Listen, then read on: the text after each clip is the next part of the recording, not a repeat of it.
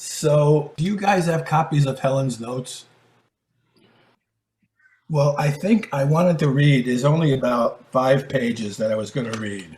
And it starts on page 25 with Lord Heal Me.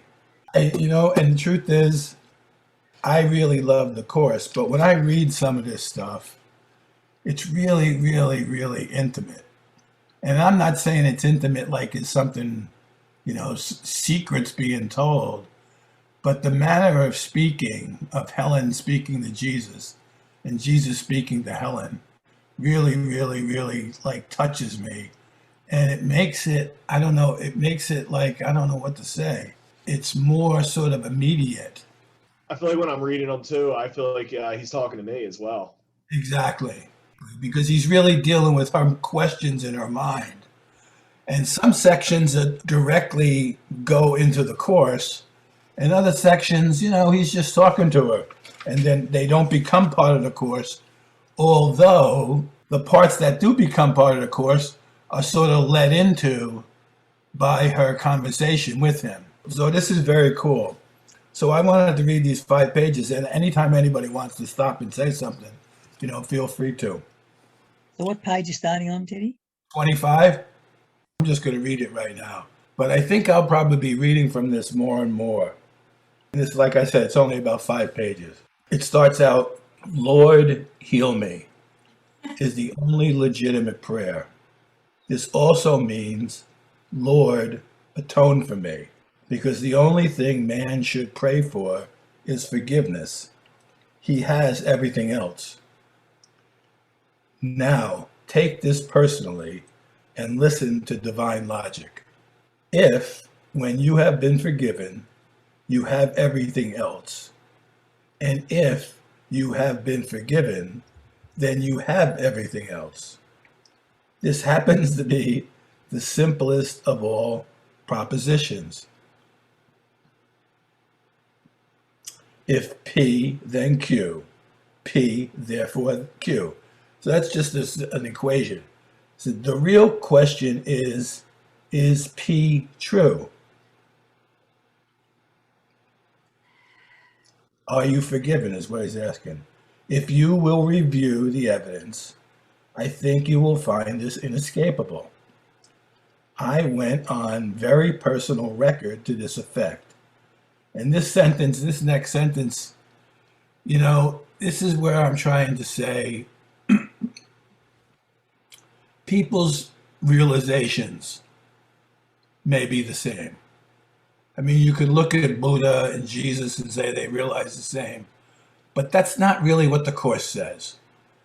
The Course deals more with function and understanding and use of the function, and it's not the same. So other people's realizations, while they may be quite similar or the same, Jesus makes statements like this, and, I believe it to be true, which has a valuable meaning to me. Yeah, I think it's true. It's just, it really is like, I was saying something, people say, oh, point to these teachers and everything.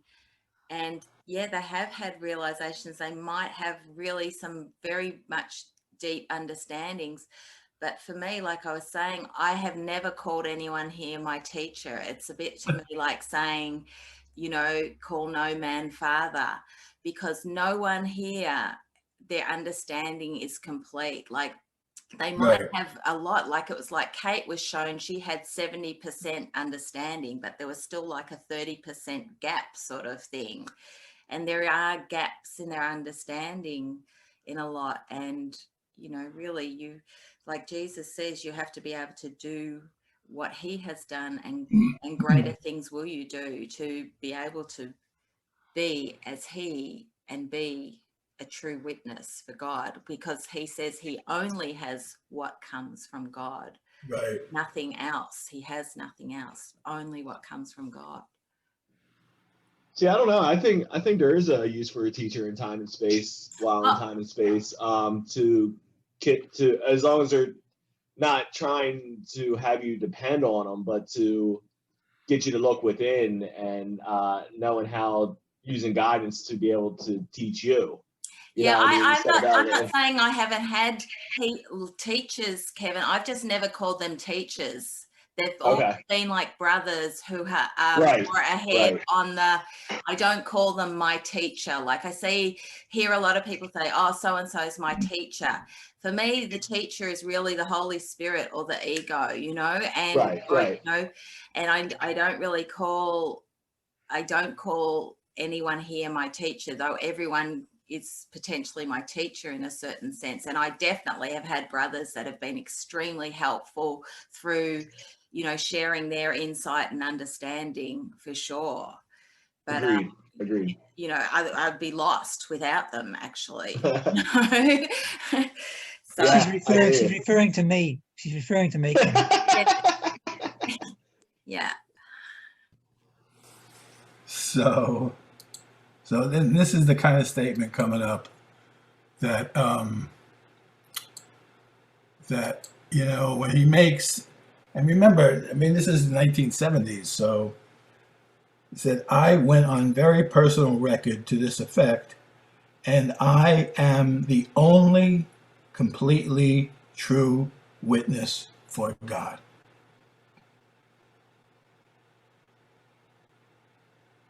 You have every right to examine my credentials. Hang on there, Teddy. Hang on there, Teddy, because sometimes you talk about, well, some people talk about not everyone came. Some people stayed home with God. So Yeah. that's saying that no one stayed home. No, it's not. Do you know what I'm talking about? Yeah, but it's not saying that. Yeah, Jesus is the only true witness for God, and we only because he demonstrated, he went through all his lessons and fulfilled his function. The part of the son that stayed home didn't need to do all that stuff. Oh, yeah, I get you. So you're just saying so he's the only one that's actually And been this is here, gonna done that, gone back, whatever. and the truth of the matter, Kevin, is he's going to go on to explain why, and even include what you're, in a sense, he's going to talk about revelation and realization, and you're going to understand why he says that and why the other's not sort of necessary. Yeah, Yep. he's probably going to say what I said. Most likely. You got, what are you, 98%? So you have every right to examine my credentials. In fact, I urge you to do so. Now, this is one of those statements that's like out of left field. And this is the other problem. I just read this thing by a woman named Doreen Virtue, who used to write books about the Course, and now she's all down on the Course and she uses what people say about the Bible and what she thinks is the Course says about the Bible against Jesus in A Course in Miracles. So she's saying that Jesus in the Course in Miracles is really satanic at this point in time, because it offers correction for the Bible, and the Bible's not correctable. So, so he says, you have every right to examine my credentials. In fact, I urge you to do so. Then he says, you haven't read the Bible in years. So he's not asking her to examine the credentials in the Course, but to go back and read about the Bible and what he said there. The purpose of the atonement is to restore everything to you. You had everything when you were created, just as everyone did. Having been restored to your original state, you naturally become part of the atonement yourself. You now share my inability to tolerate the lack of love in yourself and in everyone else, and must join the great crusade to correct it. So Teddy, that's like an important point, because when we hear that idea from the ego's point of view, it sounds like a judgment. You know what I mean? Like it said when he says, "You're now you now share my inability to tolerate the lack of love in yourself and in everyone else. Right. It's sort of almost, through the ego, it kind of could sound like, oh, it's like a judgment against yourself, rather than it's for yourself, like you can't tolerate that that lack of love in yourself in a way that you want to have it corrected. You want to have it corrected. And the same in your brother, when you see if your brother seems to be seeing themselves in a poor light, or lost in their dream of suffering. Right. You want to be able to be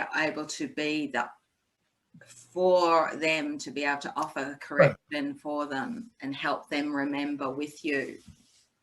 Well, I feel like he's saying that you now understand. You have an understanding as well, coming from my point of perception as I'm seeing things now, to be able not to tolerate the lack of love in yourself and nobody else. You know what I mean? Like I feel like you're given the ability of the same understanding as Jesus had. Perception. You're right, but what Annie's saying is people who don't have the experience Right. are gonna hear that as a judgment, because rather than an experience that shows you desire that there is only love. Because that's what he's getting at here. What he's saying is, when you know there's only love, you can't tolerate the lack of love because you know it's not true. And all you want to do is restore the condition of there being only love to yourself and to your brother, since that's all it is. So it's not saying a judgment in the sense where he's saying you're not what love is. He's saying the lack of love brings on the desire for there to be only love, because only love is the real condition. And it's who we are, who we all are, actually. And that's what's intolerable, people not knowing who they are because they don't understand that there is only love. So that's not sort of a judgment, it's just sort of an understanding. And once you do have a glimpse of that experience, the residual resistance in you, it becomes intolerable. Like it's actually ramped up, and it's heightened in a sense, the lacks of love in you, the resistance to that love. So you want What's also interesting is he keeps himself in the statement too. He said, "You now share my inability to tolerate the lack of love." So he's not saying that he doesn't experience lack of love. He's just saying he can't tolerate it because there is only love. And the reason why he did what he did was because he couldn't tolerate it, because there is only love. And the reason why he sees everybody as love is because there is only love. And the reason why he has to forgive anybody is because there is only love. He wants them to know their love, and he wants to remember himself that there's only love. So it's actually a rationale for his behavior and his understanding. But this is very cool here. You now share my inability to tolerate the lack of love in yourself and in everyone else, and must join the great crusade to correct it. The slogan for this crusade is listen, learn, and do. This means listen to my voice, learn to undo the error, and do something to correct it. Now, this next statement makes everybody's understanding who claims they don't have to do anything bullshit. The first two are not enough. The real members of my party are active workers. The power to work miracles belongs to you. I will create the right opportunities for you to do them, but you must be ready and willing to do them, since you are already able to do them. Now that would get rid of any judgment. He's saying, hey, listen, man, you can work miracles just because of who you are. Whether you know who you are or not, you still can work miracles. That doesn't change the fact. Doing them will bring conviction in the ability. I repeat that you will see miracles through your hands, through mine. Conviction really comes through accomplishment. Remember, this is where this stuff gets really cool. Remember, the ability is the potential. Achievement is its expression, and atonement is its purpose. A miracle is a universal blessing from God through me to all my brothers. You once said that souls cannot rest until everyone has found salvation. This happens to be true. It is the privilege of the forgiven to forgive. The disciples were officially and specifically told to heal others as physicians of the Lord. They were also told to heal themselves and were promised that I would never leave them or forsake them. Atonement is the natural profession of the children of God because they have professed me. Now here's a little thing, but tell Bill that is what professor really means. As an associate professor, he must become associated with my strength. As an assistant professor, you must assist both him and me. That's beautiful, isn't it? I know. I mean, he really sort of, there's some point where he says, Bill needs to have some special messages and everything, whatever. I think at some point he decides, that's enough sort of thing, Bill. But I mean, we all get that. We all get those special messages where, in a sense, where it is like he's talking to us and using something that we've valued in our, time, space, sojourn. Yeah. It sort of seems to be very personal to us.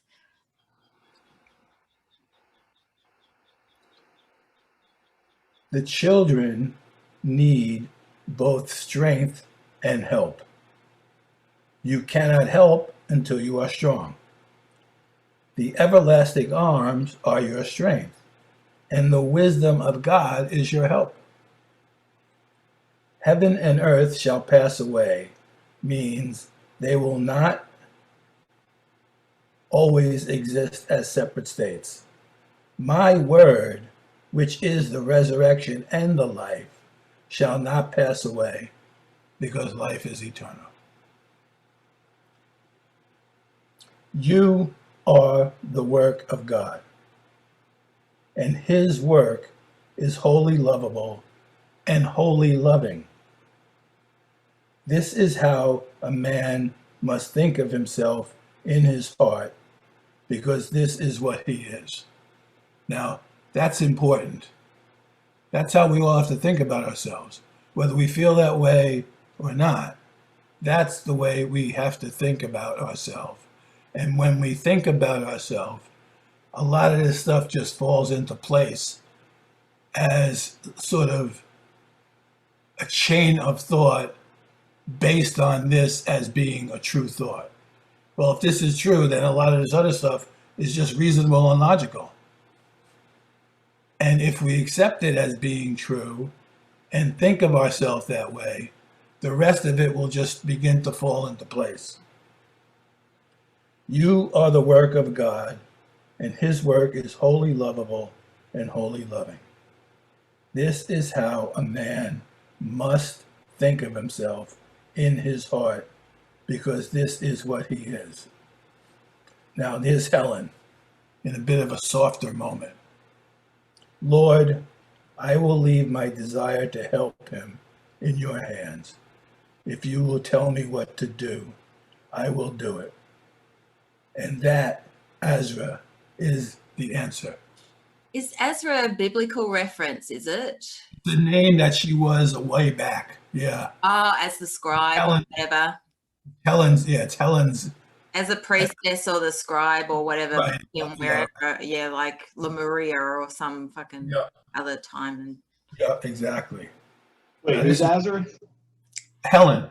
Helen, but you know, like, you know, how she was shown, you know, she had learnt things in different times, sort of thing, at different periods. So whether it was when she seemed to be the priestess or Right. her scribal abilities or whatever, Right. you know. Wait, so it was her like in another lifetime? Is that what you're Yeah, saying? yeah. Oh, okay. Oh no, I never read that about her. Like she had what memories of her past lives? Is that? Yeah. Yeah, she had memories, and Jesus sort of confirmed them. Yeah. And there were memories of her and Bill. So just call Teddy Joseph. What? I said, just call Teddy Joseph.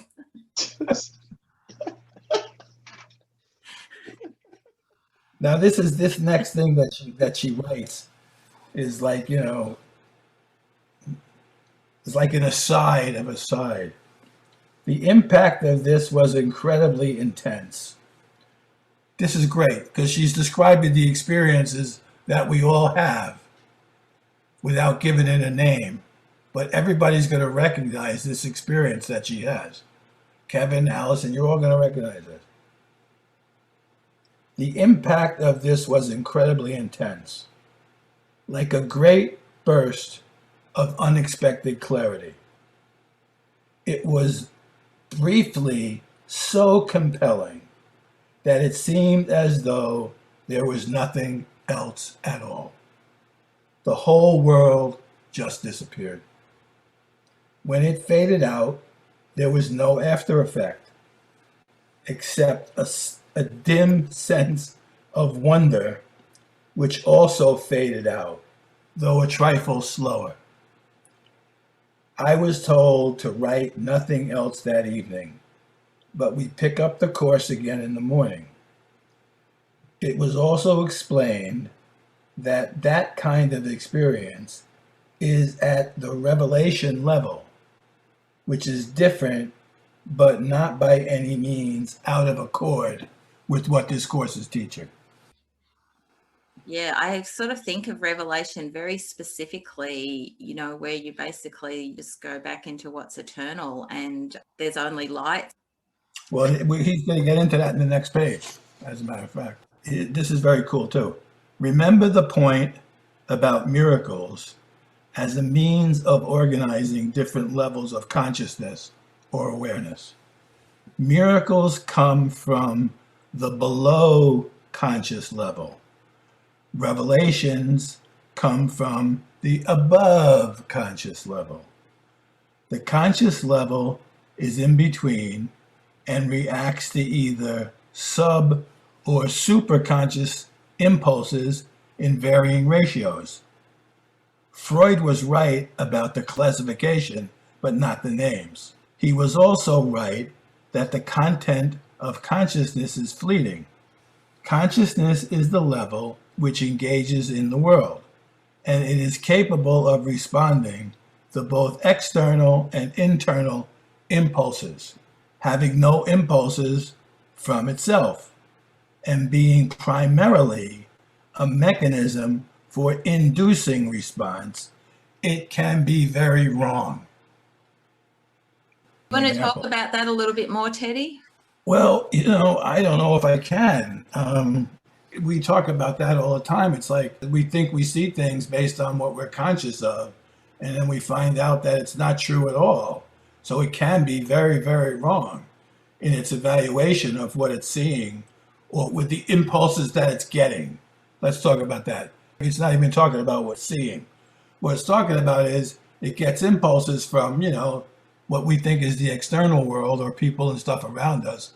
And it gets impulses from within our mind, from within us. Now, when we get those impulses, it's because of what we're conscious of. Now, when we go to try to understand those impulses, we have a tendency to be very wrong because we don't know what anything is for. The ego is the one that interprets, and the ego is always interpreting against truth. So it doesn't want you to think in that direction. That's one of the reasons why it's like, don't do anything, just stop for a minute. There's a discussion about whether it's stimulus response or stimulus response response, which is generally speaking what happens. We feel a stimulus and there's a response, and then we respond to the response rather than feeling a stimulus and responding to the stimulus and just waiting and being there. Oh, I just felt something. Then waiting. What the ego wants to do is, oh, I just felt something. Oh, that must be because of this happened. And if that happened, that must be because that happened. So it's down the road. That's the difference in the stimulus response, SRR and SR. That is a beautiful explanation. I think all of us would really, through practicing the course, would really be aware of that really is the way things are. And the forgiveness is, rather than responding to the response, to be still and wait and judge not. I mean, there's a stimulus and then we have a response. Now that response, once we feel that stimulus, what we do with the feeling of that stimulus is entirely up to us. And we could feel it and say, wait, what the hell is going on? Or we could feel it and call it something and then use what we call it to begin to figure it out. And then we're down the road. And that's why he's saying we can be very wrong. So that's our choice point, really, our choice point. Absolutely. That's a choice point. That's where we have a choice. Exactly.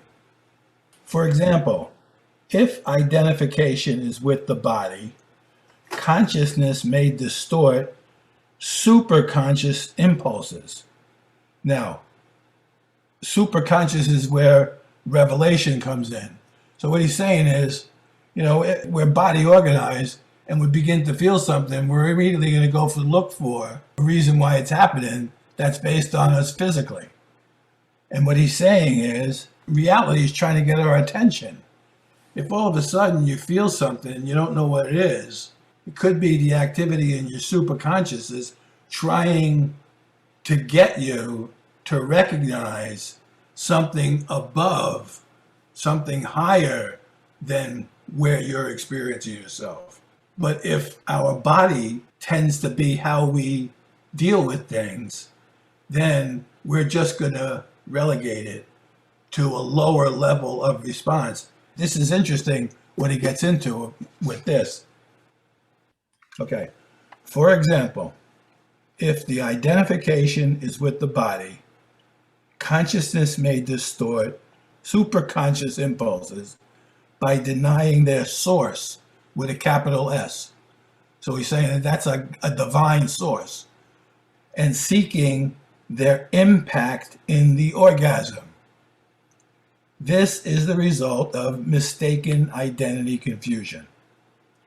If you will look back at the description of the effects of revelation, you will see that there are some similarities in the experiential results, but hardly in the content, which is interesting. So what he's saying is, when you get these impulses from source, they're total. They really activate you. They turn you on, is what he's saying. They turn you on. It's interesting because for last month or so, I've been I'm trying to understand what the impulses are that I'm getting, because I don't know if I'm right or wrong on this. You can correct me if I'm wrong, but so for impulses that I get for the world, it's basically something that I lack in God, right? Correct? Is that? It's not you don't lack it in God. Well, yeah, I lack what I am in God. No. Okay. Okay, when you get an impulse from the world, Yeah. I mean, it could be for the world. It could be, okay, like I'm hungry, right? So mine was, what I was trying to decipher the other day was sex. So when I feel horny, I feel it in my stomach, and I'm trying to understand, is this something that I'm lacking in God and I'm trying to get from my partner? Does that make sense? Always. That's what he's going to go on. When I try to sit with it, I'm not getting any answers of what I'm lacking. what I It's what I not think about of them. something lacking. It's just about how you're going to respond. To the response. So there's the To the stimulus, response. the feelings that are rising in the gut or however Yeah. it is. Right. That's Yeah. the Yeah. stimulus. That's where we're stopping and going, okay, here you are. Wait a second. What's this for? Decide what's it for. Oh, this is for me to go and get off, to have pleasure. But that's our decision through the ego. That's the ego's interpretation of that stimulus. So that's Right. where the stimulus is coming and go. We're going, okay, here, this is all here. This is the stimulus. What is this? What's it for? And just sitting and waiting. And who knows whether we're really ready at that moment to Right. receive an answer, you could say. But we're at least giving ourselves the opportunity to listen to something else, to get a different answer, not use our past learning in that moment, to just go with what we've always done and what the ego is telling me this feeling is and what it's for and what I need to do with the feeling. Right. Right. Right. Cool. Just briefly, I'm just reminded of, that passage in What is Forgiveness, where forgiveness is still and waits and judges not. You just don't jump into that normal reaction of the way you Exactly. think. That would be like a stimulus response. You would feel the stimulus and say, oh, I must be lacking in something, instead of saying, wait a second, what's this all about? You immediately make a judgment and you subject yourself to that judgment, and now you're down the road of judgment. And using our past learning. Exactly. Okay. Oh, okay, so I'm just going to say, when we could do that with any stimulus, Yes. not just, like if something that we call sex or horniness or whatever, Right.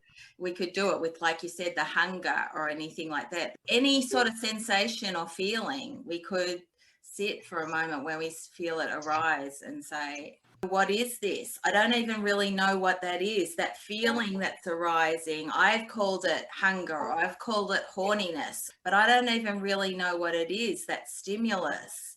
So I'm Right. actually saying, what is this, Lord? I'm not trying to understand why it's happening or anything. I'm saying, what is this, Lord? What is it? What's it for? Good question. Like, what's this all about? What's it all about, Alfie? Great. This is cool. Let me read these 3 paragraphs. Revelations induce complete but temporary suspension of doubt and fear. They represent the original form of communication between God and his souls before the intrusion of fire and ice made this possible. And fire and ice is, the world. Fire and ice is the ego, the dualistic consciousness, the opposition. It should be noted that they involve an extremely personal sense of closeness to creation, which man tries to find in sexual relationships. This confusion is responsible for the depression and fear which are often associated with sex. Sex is often associated with lack of love. But revelation is purely a love experience. Physical closeness cannot achieve this. As we said before, the subconscious impulses properly induce miracles. So what he's saying is, if you're getting that sense from the physical, then you're feeling a lack of love. But that impulse can be used for a miracle rather than for sex, and it'll be much more gratifying. It goes back to what he says, the content is completely different. Exactly. He says, if you will look back at the description of the effects of revelation, you will see that there are some similarities in the experiential results, but hardly in the content. So the content of, if that impulse comes up and we use it rightly for the miracle, then it's going to dissipate the sense of lack of love. It's going to make you feel closer to your creator. The idea that you got to go find another body proves that you lack love because you don't have it. Now, and it says physical closeness cannot achieve this. As we said, the subconscious impulse probably induces miracles which are interpersonal between 2 people and result in closeness to others. without touch. It's just that you see that you're joined together. Now that's much more satisfying than validating the ego desire and then having the ego use it against you because it didn't give you anything whatsoever.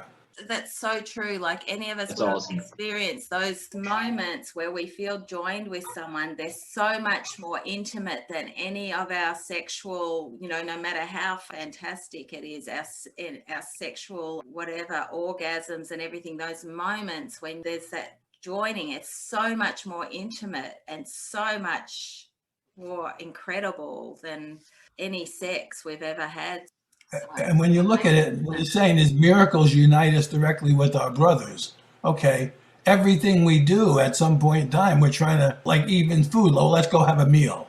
Let's go do this. Let's go bike ride. Let's take a walk. Let's have sex. Let me do something with you. And what he's saying is that reinforces the idea that you're missing love unless you're with the body. But when you allow it to be a miracle impulse, it allows you to experience being joined with your brother in your mind, which produces physical effects. And those physical effects end the feelings of not being with somebody, even though you're not with them, because you're experiencing real joining, and the ability to see yourself as having love without a body, because it's a love experience. Beautiful. So the miracle atones or undoes the lack of love. So when those Exactly. impulses come up and we instead go, what is this? What is this for? Instead of using our past learning to decide what it is, what it's for, what the sensation means, what I've got to do with it, then we open our minds so it can be used for a miracle and joining it to atone for our lack of love, to undo And he's our so lack. consistent. He's so incredibly consistent, even when he talks about other things like this. There was something in my mind I was going to say, and I forgot all about it. But he's really incredibly consistent, which are interpersonal result in closer.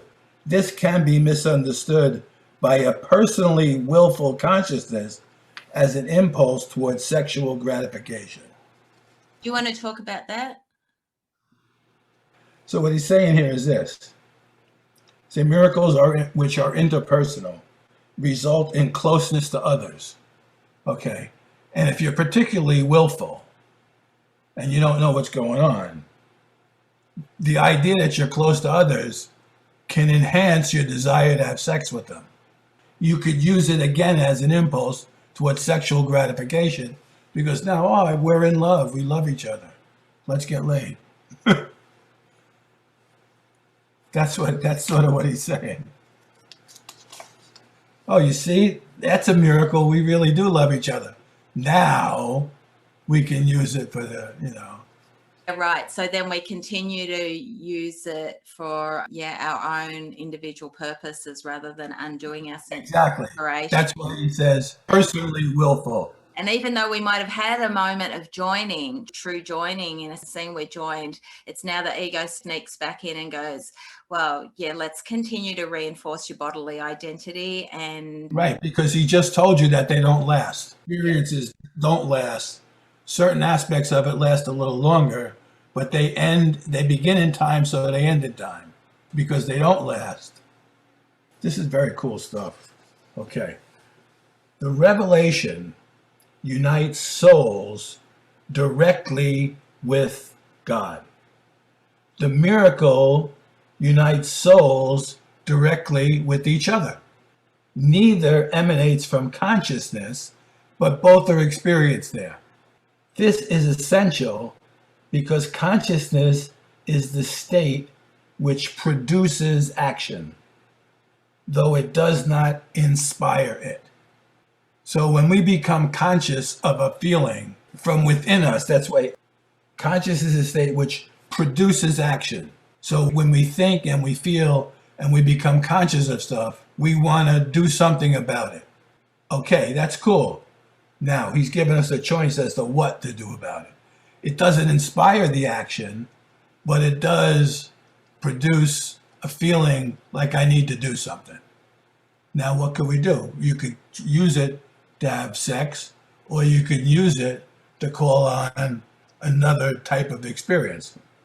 Man is free to believe what he chooses. What he does attests to what he believes.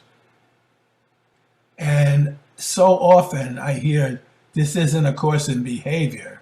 And it's not a course in behavior, but behavior is indicative of certain things. But we cannot judge by someone's No, behavior. but you know it yourself. But what he's Yeah. saying is he's giving you a way to understand what's going on in yourself. He's trying to tell you, here's why you do things. Because your consciousness has a feeling and there's a need to act. And so you do act. Now, how do you want to act? So he's always reintroducing the idea that there's reasons for action. And one reason is going to continue to manufacture the experience of lacking love rather than being love. Some people say your behavior isn't going to change, and it may not in some regards.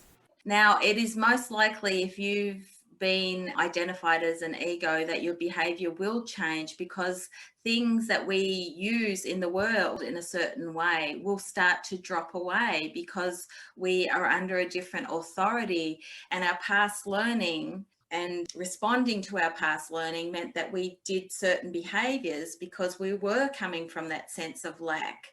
So we did go and seek stuff in the world.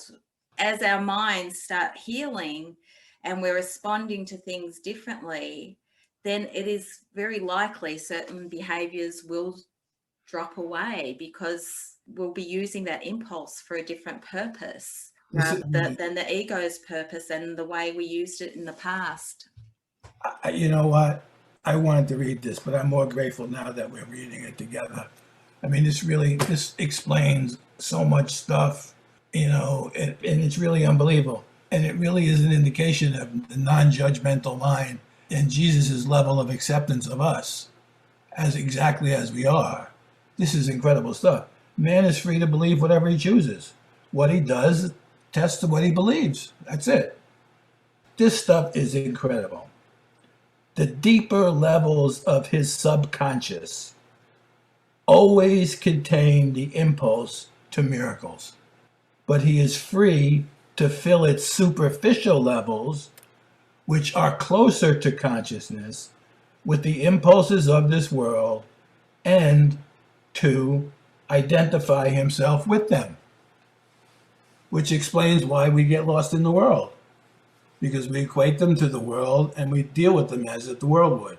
What he's saying is there's a depth to us that when we allow ourselves to go that deep, we understand things differently, and so we'll do things for a different reason.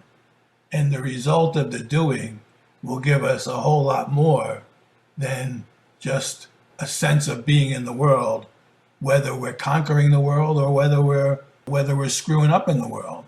All the ego cares about is we identify with the world, one way or the other.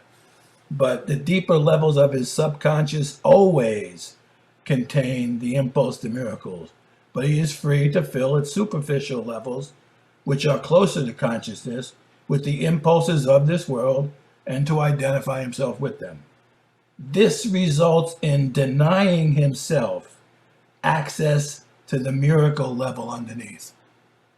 Yeah, go ahead. I talked about the chaos of my mind a bit last week, and like when I'm doing my morning practice, which is a contemplative thing, I choose a passage, whether it's from the course or whatever, I find that my mind just has been, and mostly in the past, it takes me a long time to still those thoughts that are all about what's going on in the world and all that kind of stuff. And I'm just seeing the equivalent of that. What you're saying is the equivalent.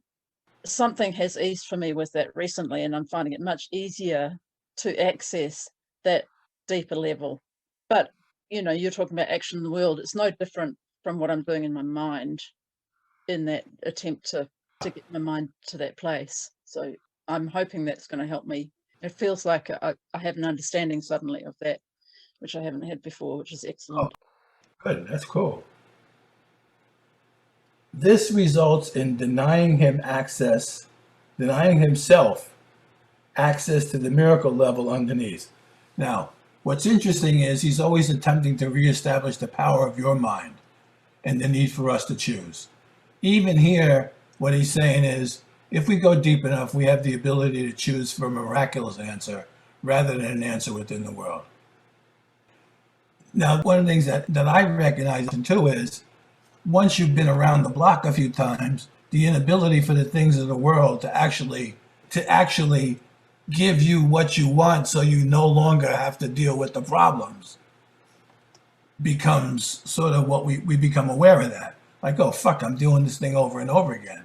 Now, the miracle is another way of dealing with it, which we have to ask for and access that level, but it's going to change our minds so as to, in a sense, retraining it to want the miracle answer because we know that the world doesn't work and it's not satisfying. That doesn't mean, and that goes back to the idea of, we can't tolerate lack of love in ourselves and in each other. That doesn't mean that we need to punish ourselves. It just helps us understand why it's not tolerable. And not because we're judging the world, because it can't possibly give us what we want, because it can't deal with what we are. It's a denial of what we are as God's Son, as love. It's made to not give us any good reflection of that, except by our own choice, which requires a miracle. This results in denying himself access to the miracle level underneath. In conscious actions, then, his interpersonal relationships also become superficial, and miracle-inspired relating becomes impossible. Miracles are a way of earning release from fear. Revelation induces a state in which fear has already been abolished. But remember, he says revelation doesn't last. Earlier on, he says revelation doesn't last. And this is something that I need to read because I tend to go back to revelation rather than using the real mechanism to get rid of the fear, which is, forgiveness and miraculous undertakings. Which means then you feel united with your brother too, and that undoes any sense of lack that seems to be appearing. And also when you feel joined, and also when you provide the love that's lacking, then of course then you learn you have everything and that you have it to give. And and that happens as you let the miracle take the place of our past learning and unites us with your brother. And of course, once we have that moment of joining with our brother, they always feel part of us. We don't feel like they're separate from us then once we have that moment of joining with them. Miracles are a way of earning release from fear. Revelation induces a state in which fear has already been abolished. Miracles are thus a means, and revelations are an end. In this sense, they work together. And I just tell Bill that miracles do not depend on revelation. So that's the cool thing too, because the way I was taught, revelation really was the prize, and the focus was on experiencing revelation rather than learning forgiveness and experiencing the miracle to join with your brother. Focusing on revelation and ending time and space and enlightenment really de-emphasize what was really important here, which is the miracle and what our function and purpose is here in time and space, which is forgiveness, and to apply, as we've been talking, a different response, and so that we end the sense of separation from our brother and our source. I'm recognizing that in myself. So what you say is absolutely right about what a lot of us saw as the prize. And so this is what I've been doing every morning. I wake up and, and I eventually have a moment of revelatory experience, which is fantastic. There's no fear. It's great. But as soon as I stop what I'm doing and get on with my life. That's gone.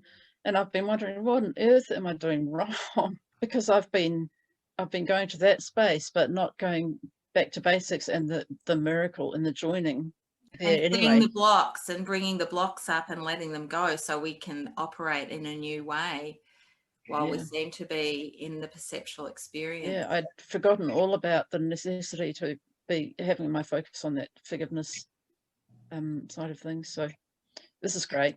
Yeah, there was a point in time where I, from Revelations, wondering if I was able to stay in Revelations, or if that was the goal here in time and space. That like for a while, there was a point there wondering, was Jesus always in a state of revelatory experience with the Father? Was that a goal here or not? It says here that it comes and goes. Right. Yeah, and So he that's makes it really clear our function in time and space is forgiveness forgiveness. and healing, reparation, Healing. restoration. Amen. Yeah, this is cool stuff. Tell Bill that miracles do not depend on revelation. They induce it. And that's cool because, I mean, the idea of revelation of being total love, the remnants of total love is, how do I solve the problem by love? So from within yourself, from within you, it's induced that you'd rather have a miracle than the, ego gratification, because you want that love. You don't want the ego gratification. Having experienced, the totality of it and the desirability of it to help you understand and feel who you are as you already get. Any moment of miracle where you feel joined with your brother, just that little glimpse it's like they're like your mighty companions. Those little glimpses are like your mighty companions that go, this is a shitload better than how I'm usually operating. A hell of a better way to try to solve our problems than it is the way we've been doing it. That's for sure. So this is cool too. Listen. Tell Bill, miracles do not depend on revelation. They induce it. He is quite capable of miracles already, but he is still too fearful for revelation. Note that and he's talking to Helen now, revelation occurred specifically after you had engaged at the visionary level in the process of denying fear. That's sort of like what Allison is talking about in the morning, where you go into a meditative state. That's sort of what he's talking about. It's like you're not trying to deal with all the fear the way you usually do by acting on it. We're trying to go into a different level of understanding of something that we know about through vision. And in that state, that's a way of denying fear. Oh, Kevin's got an impulse to smoke a cigarette. Is that induced by a miraculous relating, Kevin? Okay. Revelation is intensely personal and is actually not transferable into conscious contact. That's what we've been trying to say. It's like you have the experience and there are really no words for it. And to try to hold it in our conscious is a receptacle for not that. Because consciousness is an effect of separation.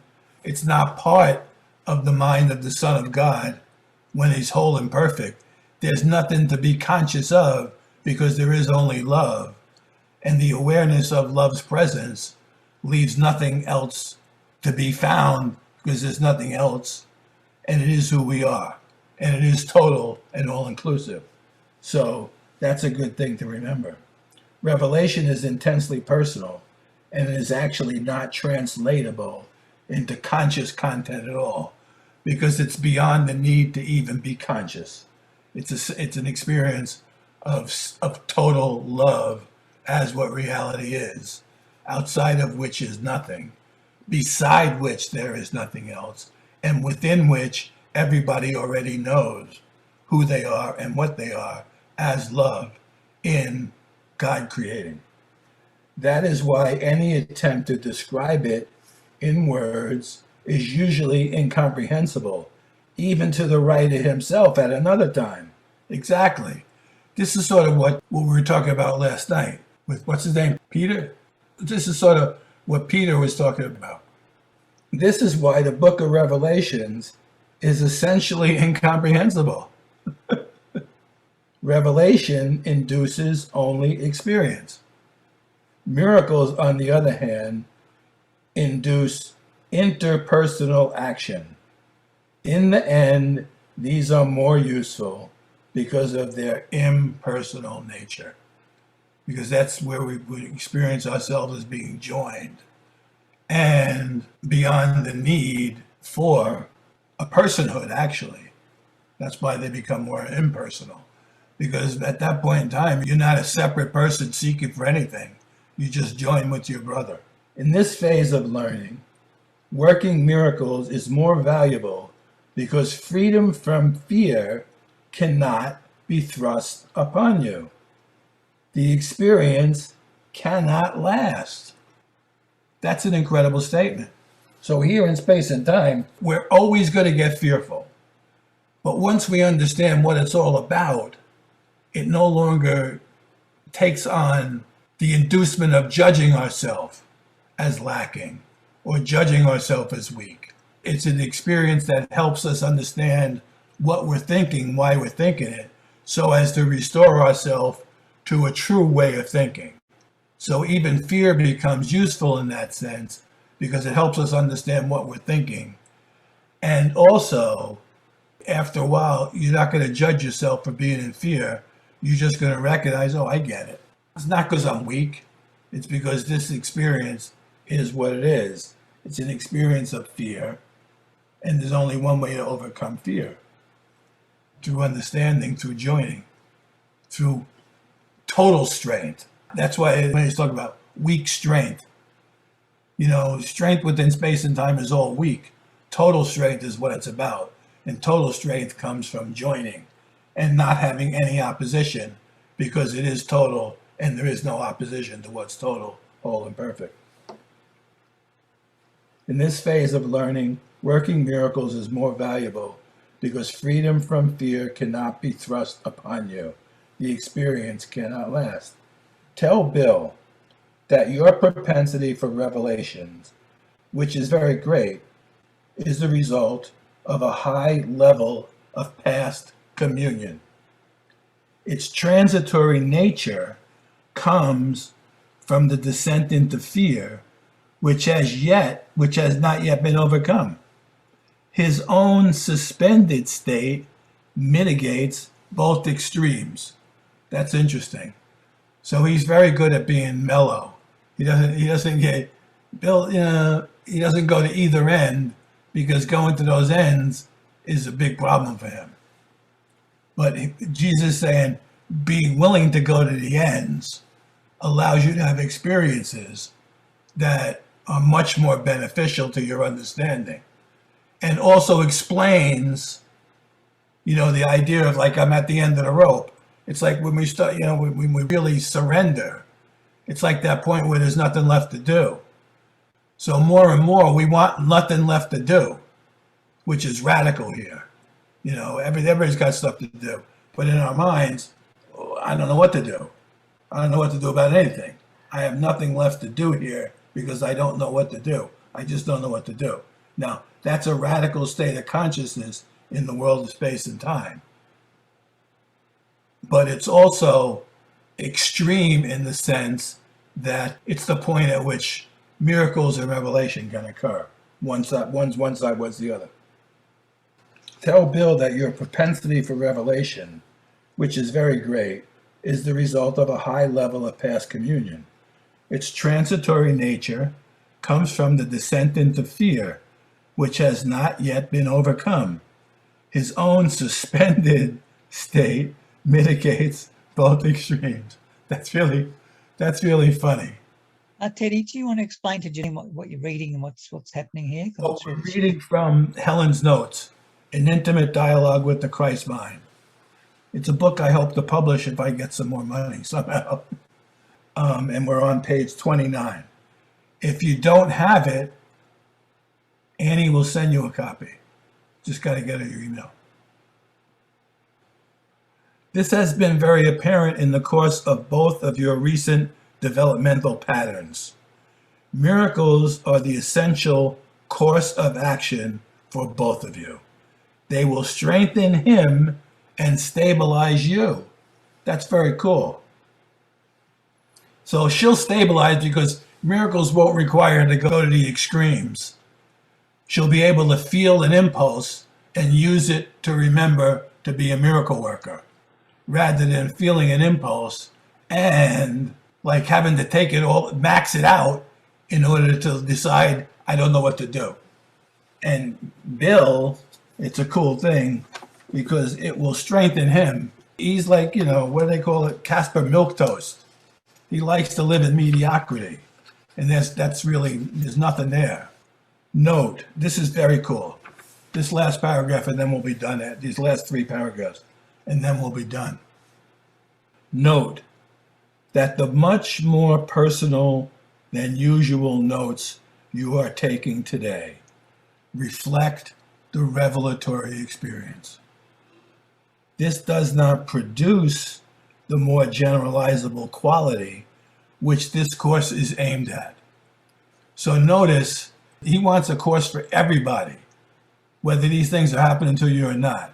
The way she's writing today and the level she's able to hear him at is because of the revelatory experience she has left her in an acute state of knowing what love is and having a personal relationship with reality. So in that personal nature of reality, she's very personal with Jesus, and Jesus is able to be very personal with her. That's why these notes are more attuned to her personally at the experiential level that she was living at the past 2 days. That's why I like these things. Now, the course is generalizable in that it's all true, but it's not requiring different states of mind in order for it to be true. It's applicable at any point in time and all points in time. And it's very generalizable because it's how all minds work. Like it's how if you took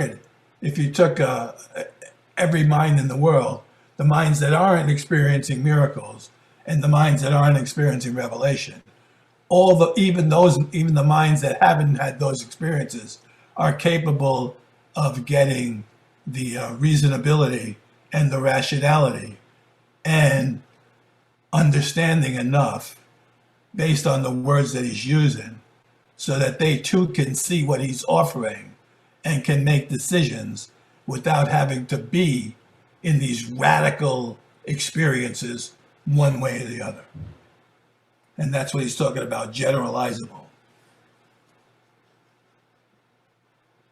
They may, nevertheless, be of great help to Bill personally, since you asked for something that would help him personally. It depends on how he listens. This is incredible. It's always his choice. It's always going to be your choice. She wanted something really personal, and so she had this personal experience with Jesus. And in the nature of the personal experience, Jesus was able to get personal about both her and Bill.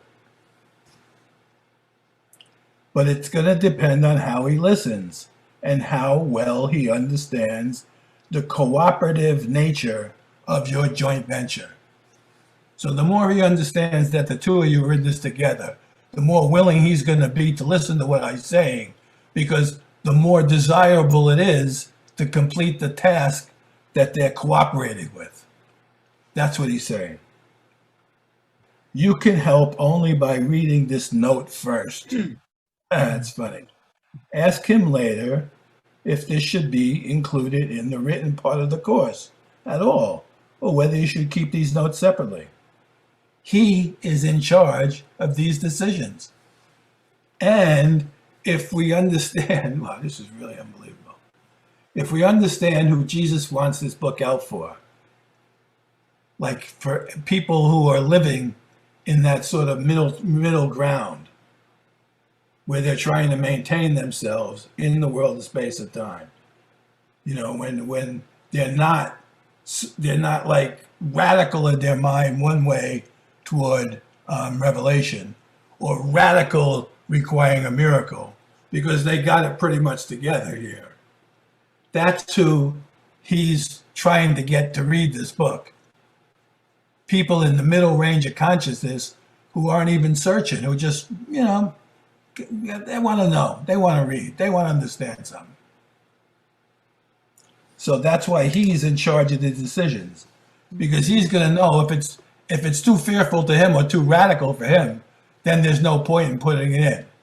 But if he can understand it and it doesn't cause him fear, then it's a good chance that other people will hear it the same way, which is what Jesus is trying to get at. He understands the nature of what he's talking about as being fearful, but he also understands that if he could present it to Bill in a way that Bill doesn't get scared and can still understand it, it's going to be very helpful to Bill. And if it's helpful to Bill, there's a lot of people out there it's going to help. Tell Bill he should try to understand the very important difference between Christ's control and Christ's guidance. This is what made him fearful yesterday. Christ's control can be and should be. That's the end of that. So that's where I'm going to stop it for today. Can I bring something up? Now, Grateful Kevin, you went out for a smoke. Now, this is a perfect example of what we're talking about before with desires and stuff. Like cigarette smoking is not really anything to benefit you or anything like that. And it's like a desire, sort of a need or whatever it is. So going back to what we were talking about earlier on, what would you do if you'd sit down and think, well, what is this for, or something like that, and then wait for some sort of guidance, or otherwise just go out and have a smoke because you feel like a smoke? It's like, well, we could apply that to you lying in bed too. If you just come home and lie in bed, what's it for? Yeah, I just sort of use the smoking one because the smoking one's a really good one, I think, because it's like I can justify lying in bed because I'm tired, or I can justify eating because I've got to sustain my body. No purpose other than like. Know something? He doesn't have to justify anything to you. Your need to justify it is judgmental. Yeah, no. What I'm saying, I'm talking about what we're talking about earlier, when you get these impulses come up, and I think what we were saying, like you sit there and ask, "What is this for?" or something like that. It's like I'm saying, yeah, you can do that. You could do that with being tired. You could do that with lying in bed. You could do that with anything. But then I want to go through what the process would be. What happens then? Well, go through it with yourself. Let's go through it with you. So I'm lying down. Well, so what? It's just a decision. Kevin's not smoking now either. No. So what's the difference? The difference is it's like when I'm eating. Say if I get hungry and I go and eat, but sometimes I eat because I can feel the emotional stuff, and I'm just shoving food in there in my mouth to get rid of emotional stuff. Okay. I'm saying that from what we're talking about earlier, what's a good way to? Well, the first thing you do is you don't do it. You wait. You feel the experience. You feel it, like I'm hungry. Okay. Yeah. Okay. Now you just gave me two different viewpoints of being hungry. There's hunger because your body is just, hasn't eaten and it needs to eat. And Jesus doesn't deny us the need to eat here in space and time. That's one thing he doesn't do in the book. He actually says we need to. Okay, that's why back in the old days he said, man does not live by bread alone. He doesn't say, if you're whole and perfect, you don't have to eat. That's not what he says. That's an ego thing that, of course, people say, well, if you were totally awake, you wouldn't have to eat. Who says? How would they know? It's a postulation, but it's not true. So eating is a normal thing. Okay, so now you see there's two different ways you could eat. You could eat because you're hungry, which is normal, or you could eat because you got all this, emotional stuff going on. And somehow we think it's a way to squash our emotions. We feed ourselves because we lack love, which is what we are emotional for. So we feed ourselves thinking it's the best thing we can do. We give ourselves food, okay? Now, what this is saying is that would be a case of stimulus. I need to eat. I feel in my body hunger. Response, oh, I'm hungry. I would like to eat. And then you go eat. Okay. What we're saying is that stimulus response.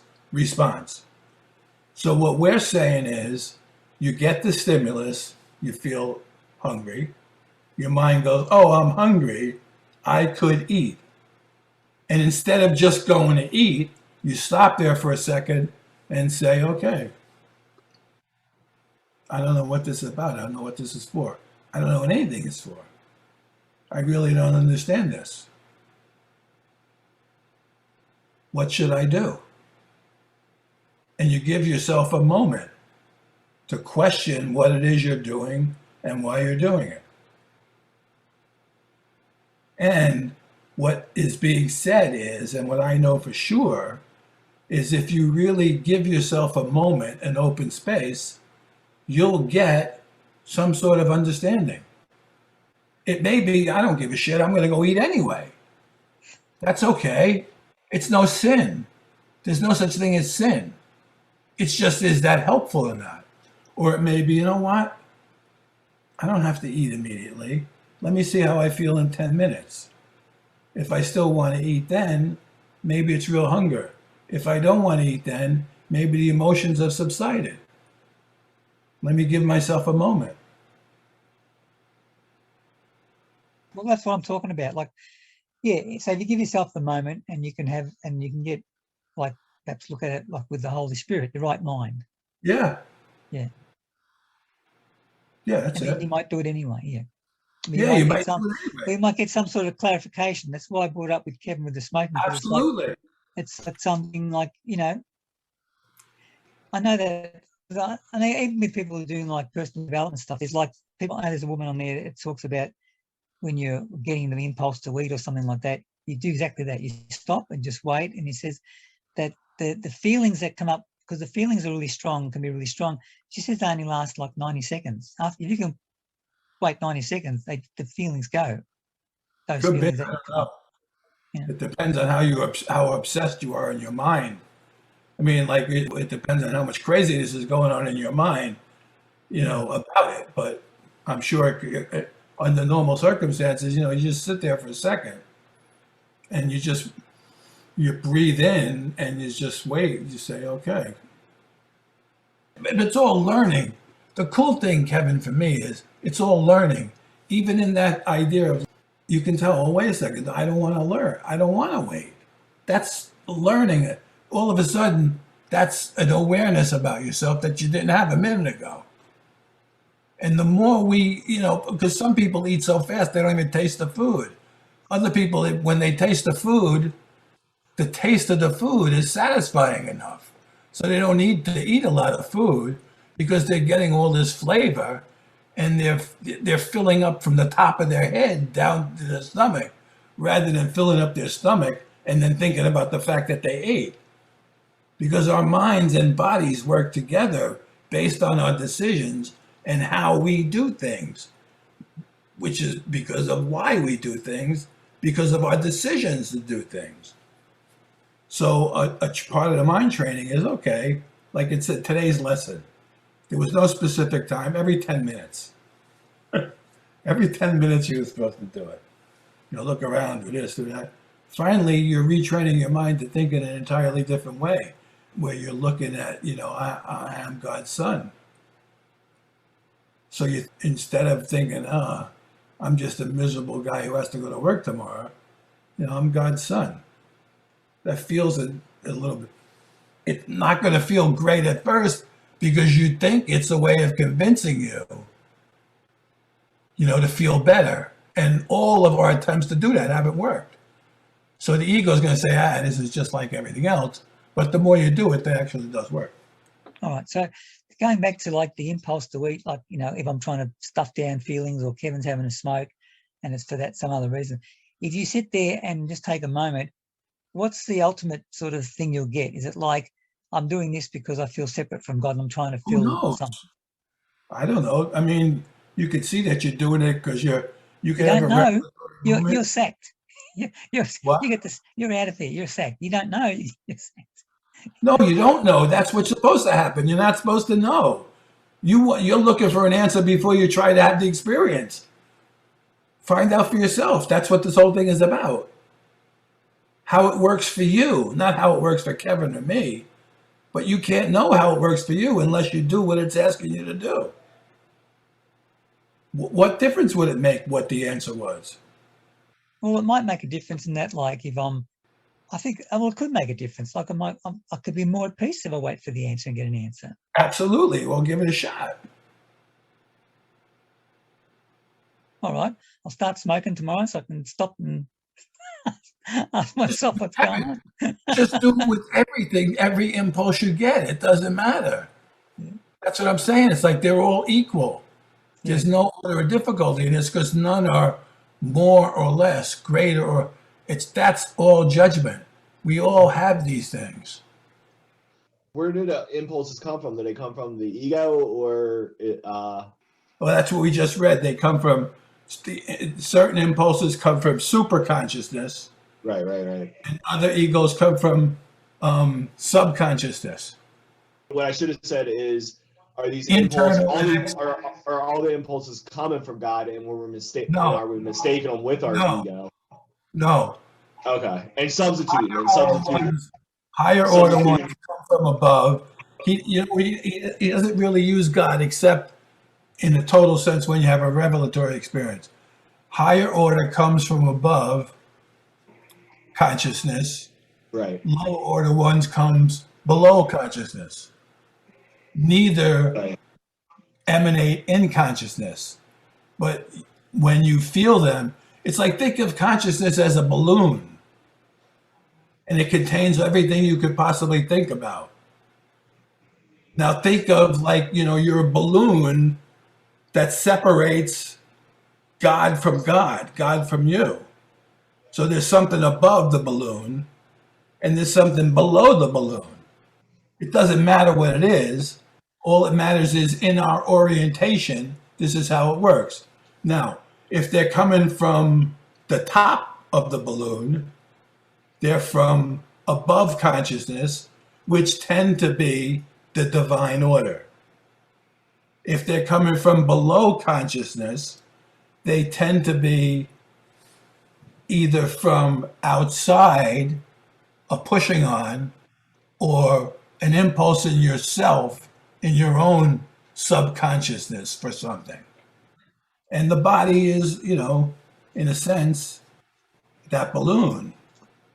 This is awesome. Thank you so much for this. I was always under the impression, as the impulses we're getting, and this is what I was talking about earlier, lack of love in God, the impulses that we receive, I was always under the impression that they're coming from God, and we're trying to substitute something outside of us with them impulses because we aren't aware of where the impulses are coming from. Well, if they're coming from above, that's true. They're Right. coming from the godly aspect of it. If they're coming from below, they're coming from the worldly aspect of it, including our bodies. Now, the good thing to remember is, actually, if you want me to break it down, we're getting impulses because we're separate. All impulses are because we're separate. If we were not separate from everything, there'd be no impulse because there'd be nothing to impulse us. We would be all the love that there is. We would naturally be extending love. Everything would be that love. There'd be nothing outside that love. So there would be a constant flow. Amen. There wouldn't be any hesitation where an impulse could be felt. Gotcha. That makes sense? Absolutely. Okay. But since we have this consciousness, and in the consciousness, it's got higher level thinking, higher thoughts, and lower thoughts. Okay. All based on being something. We're on earth, so we have these earthly ones, and there's heavenly ones above us, that we have heavenly ones. So in a sense, our body is that balloon that gets acted upon. What it's saying is this: you could get impulses from not just within you. There could be things outside that are impulsing you, poking you with a stick. And that's because everything here wants to join. Underneath, So- everything wants to go back to being whole and perfect and all being one. So anybody outside of you who's saying, hey, Kevin, come out and play. Or, hey, Kevin, let's go get a pizza. They're just like you. Their consciousness is working just like you. They just have different specific concerns and different ways in which they attempt to solve the problem of separation. Ultimately, what he's saying is the biggest one is going to be sex, where you actually can join with somebody. And even there's a purpose for that too, that's divine. But it's never going to fill your conscious need to know that you are love, done for the wrong reason. It's going to prove to you that you need love and you need somebody else. Right. I mean, yeah, I remember reading about the purpose for sex is to bring another soul in to improve its Right. record. Yeah, so I read about that. So basically, higher order of conscious impulses would be like when you're in what's the word I'm looking for? I guess presence, and you're feeling like that grace, and you just feel one with all the world. That would be like a higher.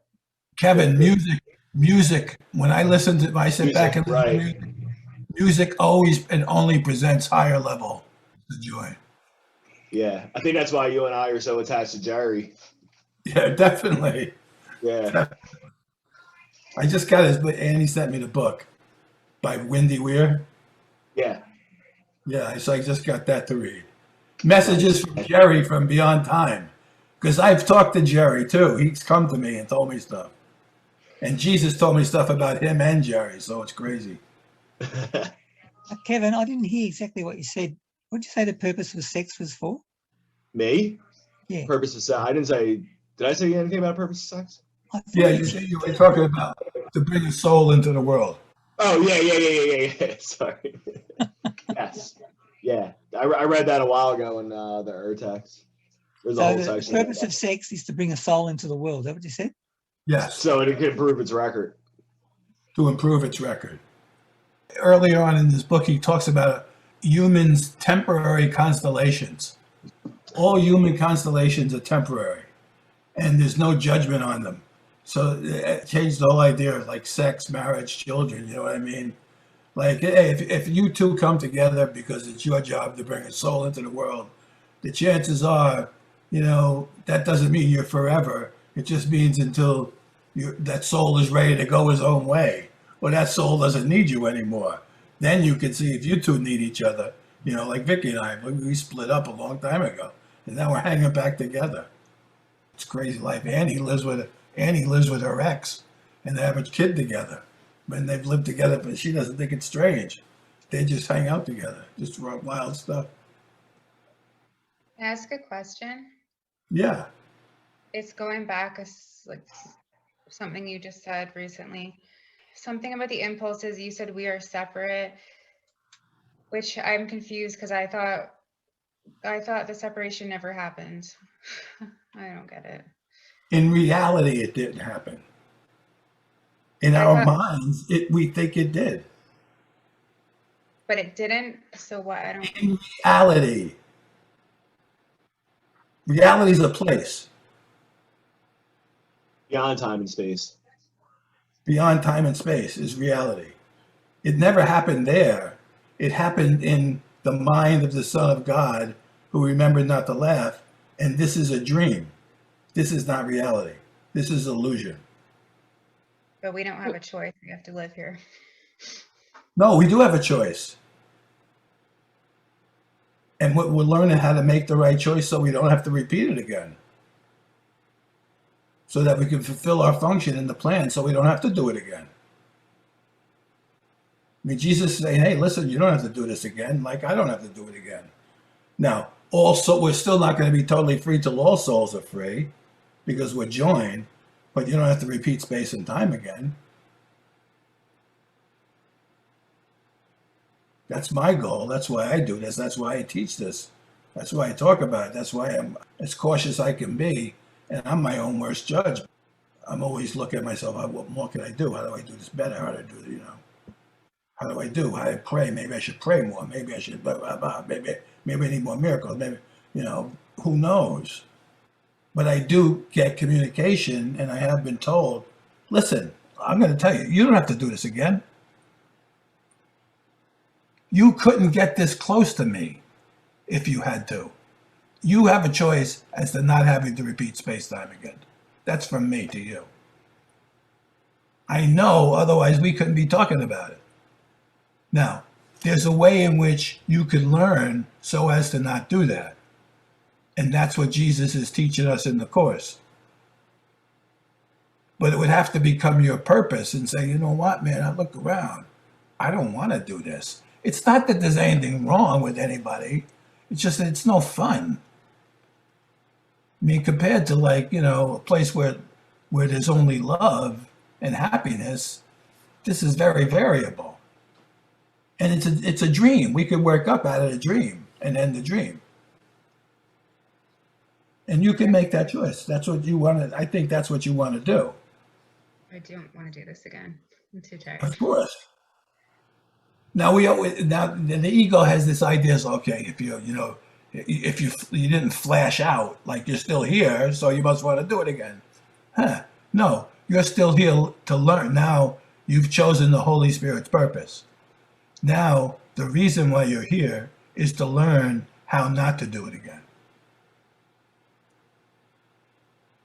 I ask myself that a lot, honestly. I'm like, do I really not want to do this again? Or am I just saying that from what I've heard, you know? And you do get tired and you do come to the end of your rope. My problem is, Kevin, I don't want anybody to have to do this again, because I wouldn't want myself to do it.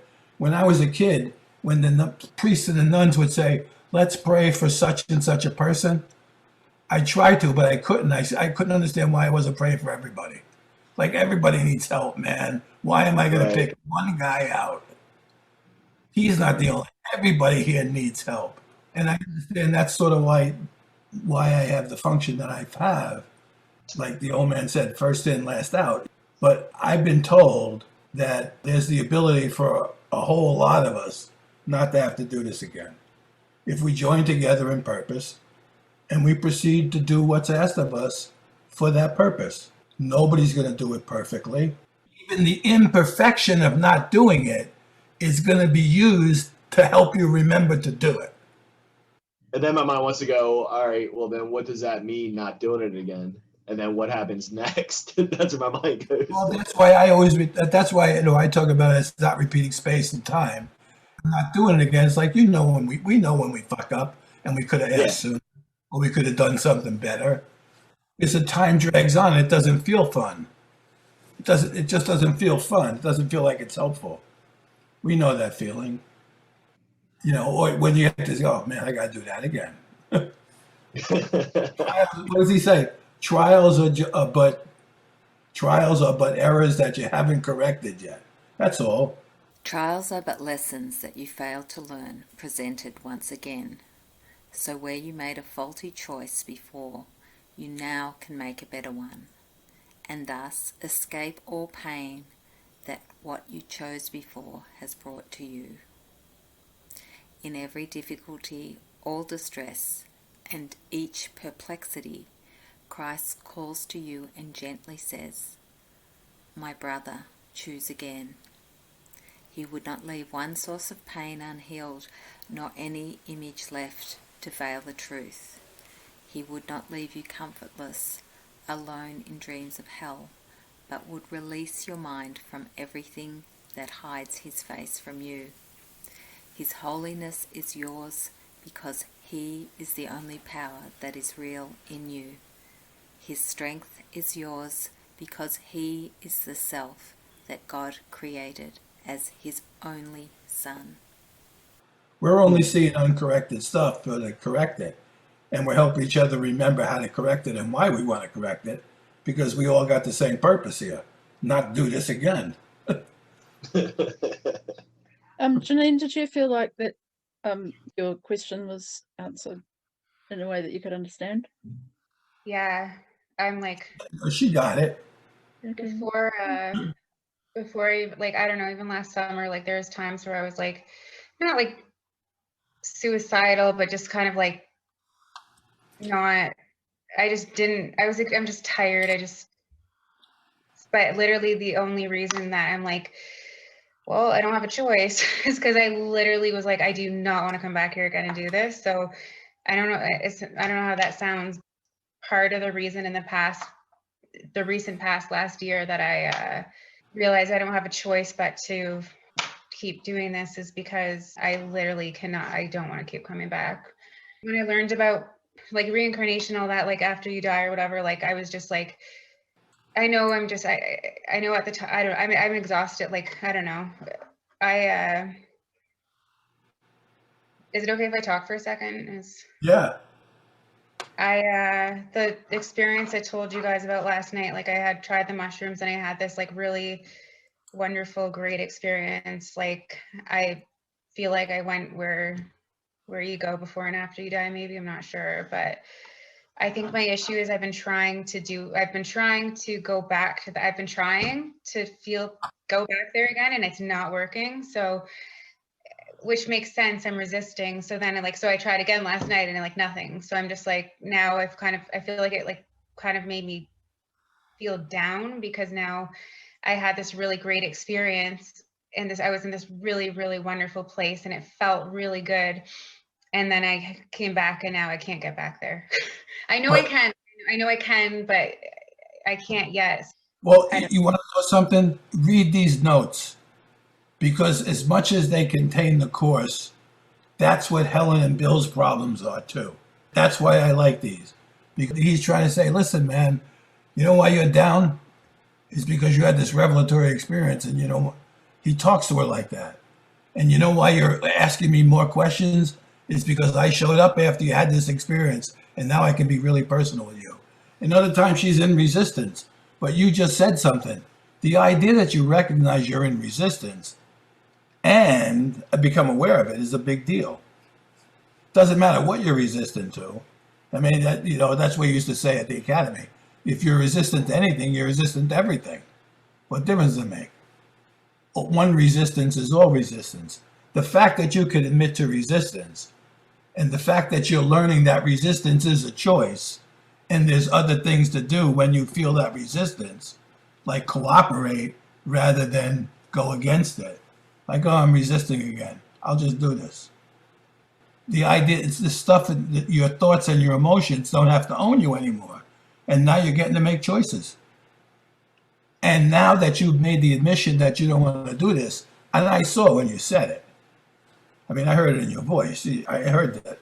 There was a moment it was like, I don't want that. No. I could feel the break in you when you had that thought. Because you know what it's like to not do it again, and there's a break from this. I mean, I could feel when you said that you had that thought.